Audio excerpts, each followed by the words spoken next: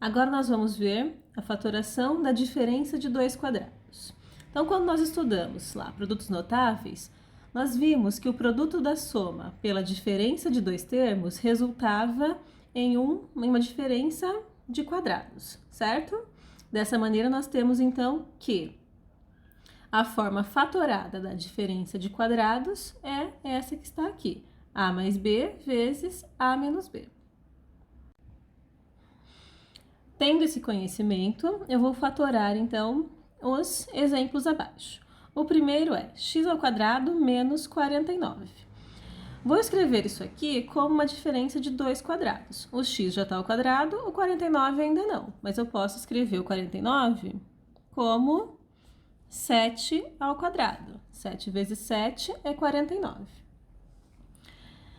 Se a forma fatorada da diferença de quadrados é o produto desses dois termos, que nós vimos anteriormente, então eu tenho x mais 7 vezes x menos 7 como a forma fatorada deste polinômio, ok? Dessa diferença de quadrados.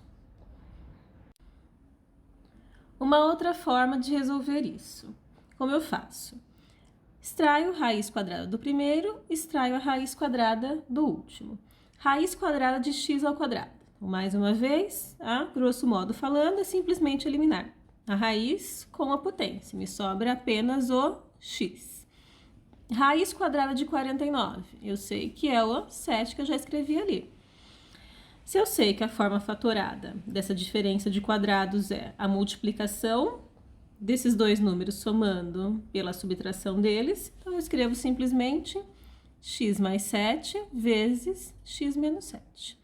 Então, essa também é uma maneira de obter a forma fatorada da diferença de dois quadrados.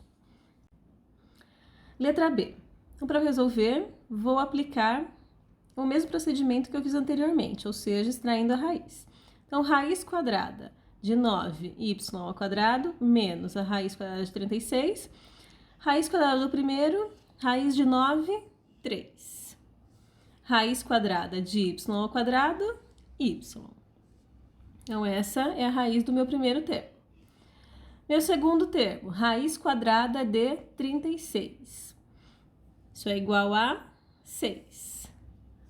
Como eu tenho diferença de quadrados aqui também, né? Porque 36 é o mesmo que 6 ao quadrado, eu vou escrever o produto da soma pela diferença desses termos.